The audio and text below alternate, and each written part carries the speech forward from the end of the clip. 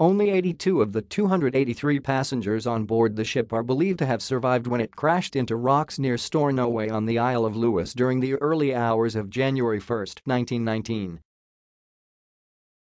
The men were returning home after surviving World War I. Prince Charles gave a reading and met with descendants of the victims. The Prince of Wales was with Nicola Sturgeon, who addressed crowds that gathered to the memorial site.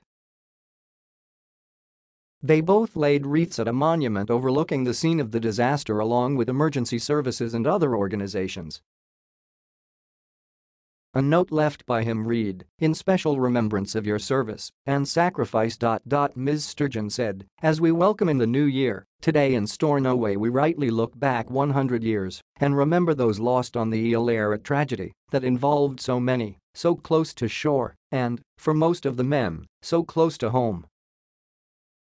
We reflect on those who perished and how survivors, family, friends and the wider communities on Lewis, Harris, and Berneray must have felt. It may have been a century ago, but the legacy of the Iolaire will never be forgotten. I was honored to be part of the commemorations and meet descendants. Prayers and moments of silence also ran through the event. A new sculpture was shown to Prince Charles. It features a bronze depiction of a coiled heaving line, referencing the acts of John Finlay Macleod, who swam out with a rope to rescue 40 of the 79 men who were saved. One of the wreath-bearers, Lieutenant Alison Ross of the Royal Navy, is his great-great-niece through marriage.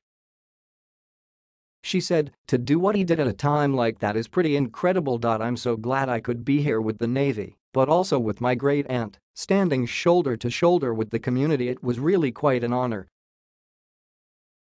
Every single village on the Isle of Lewis was affected by the disaster. It's such a shame that people weren't able to talk about it for decades afterwards.